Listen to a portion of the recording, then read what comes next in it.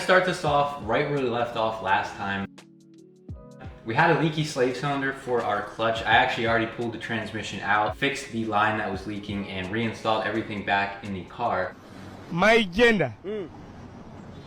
I'm a mechanic. We're gonna go ahead and throw the drive shaft in, and we actually already bled the clutch and everything, and it's finally working correctly. I ended up just getting a new drive shaft made because the old one wasn't gonna work anyway since we swapped transmissions. Still a 3.5-inch aluminum drive shaft, and it also has 1330 ends on it now. The old one was a bit smaller with 1310s. That finalizes the drivetrain for at least the 10th time now. I don't know if you guys see the trans mount either, but we did have to modify that a while back as well.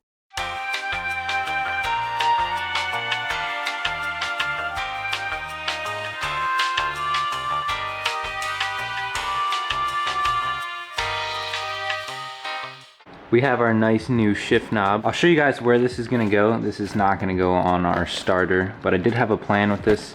So over here, I put that heat shield down. I put it around the shifter and taped it around the tunnel. Basically, I just wanted to try to keep a lot of the heat from coming up through the trans hole. So the next step would be putting on this shift bezel, but the problem with that is we are going to be hitting in first gear, third gear, fifth, etc. We're gonna go ahead and take a Dremel and just kind of go around the front here and take off some material and see if we can't get this to fit real well. Obviously after that, the boot goes on, and then the shift knob, and we should have a complete shifter like so in about 5 minutes. There we have it. Here's our finished product for our shifter. Feels great. I think this thing is gonna shift really great actually. Now off camera, I did make some engine bay adjustments or changes. I'm gonna show you guys real quick. I replaced the plug wires with a different kind. I also tucked and cleaned the battery setup. Replaced the power steering pump for the 3rd time. Officially, we have put the 3rd one in, filled it up. We are actually leak free now, so that is another huge win. Let's go ahead and throw the spares on and get to the other 20,000 things this car still needs.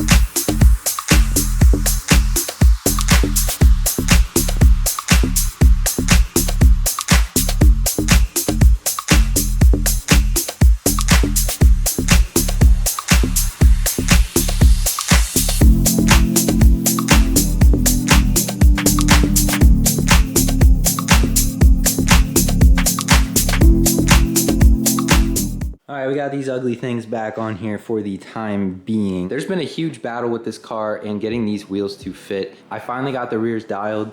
This fender roll actually went really well. The rear tire fits up in there nicely. But on this side, we have a different story. Fortunately, I did bake in this fender a little bit. I also separated the seam weld, so not a good time. And I messed up the front fender as well. I did try to throw our front wheels on the car. These are the fronts. The fronts have been a real pain to try and get to fit. I had to get a bigger spacer yet, just so we could clear the air strut. Luckily though, this spacer is enough to fit the wheels and everything clears. It just doesn't clear the fender. So like I said, we're gonna come back to that. You guys are just gonna have to wait and see the full wheel setup aired out when it's actually done. No teasers here, baby. So we are getting very, very close to actually getting this thing on the road and driving. We have been close. Unfortunately, the list now is just starting to grow bigger, and we're going in the opposite direction. It seemed to be a trend lately with this car. My biggest flaw though with this whole build was 100% the wheel setup. If you guys know the wheels on here, they're absolutely sick. They're GMRs, they're reps if you want to be specific, but I love those wheels. I couldn't find another set of wheels that I really wanted on this car, so I was stuck with them. I wanted them, I was putting them on. They didn't fit at first, so I got the wheels resized. They're 3-piece, so they came apart, they got rebuilt. Spent a lot of money on that. They got rebuilt, they still didn't fit. They were way too big to start, so I didn't even put the fronts on. The fronts don't clear whatsoever. Here we got a Monster Service V1 wide body kit. So it's front fenders and then rear flares. This is the Monster Service rear diffuser. This is what they sent me on top of my order. A huge shout out to Monster Service. This looks sick and I am so thankful to have this included in the kit as well. And I just couldn't be patient enough. I already taped them up and kind of mocked them up on the car. And everything's looking good so far. I can tell I'm gonna have to do some modifications. Only being a little lazy right now because I don't feel like taking the rear flares off. But you can see how messed up that all got, and it's all crinkled and cracked underneath of there. Pretty much all the damaged area is just going to be cut out anyways, and you know, who doesn't like a wide body gen? I really wanted to do this. I just didn't really want to justify spending even more on this freaking car, but I did it anyways. And now that we can cover up all this damage, I think it should come out pretty good. That's enough yapping out of me. Let's take this fender off and see where it goes from there.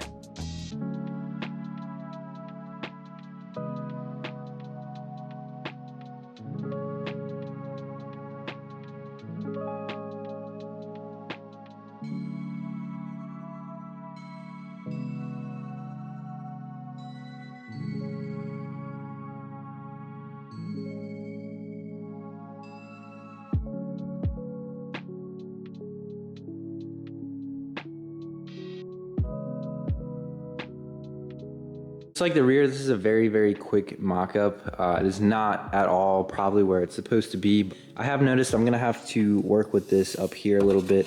I can actually, it's like bent up almost, it seems. We're gonna have to do a lot of work here on the gaps, and I am kind of worried about the hood gap right here too. So this is gonna get interesting. I think like the key verdict with this wide body kit is the rears typically always fit pretty well. And the front fenders, everyone always fights with. So definitely though is a lot wider than factory. Oh, got lots of work left on this thing. Let's go ahead and take the other fender off this side and go ahead and slap that one on. These fenders actually come off very easy as well. Now obviously I already have my fender liners out on top of, I am missing the brackets for the front bumper, but won't worry about that quite yet.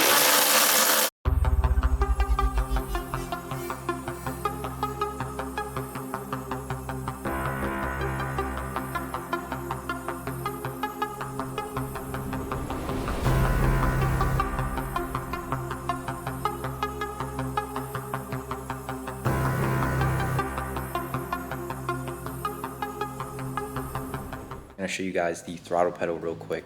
We did finish that up about last week. So here's the pedal inside the car. I drilled a hole through the firewall up there and everything actually clears really well. I was kind of worried about it. I had to tuck some of the stuff up top kind of out of the way just so it didn't bind on the cable. But everything's working great, as you can see. Cable pulls out nicely, returns nicely. So now that the throttle is complete, that pretty much completes everything we needed to drive it, aside from the exhaust.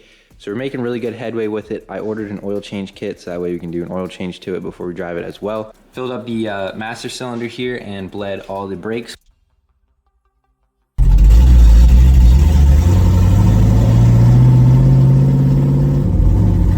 it more. There you go.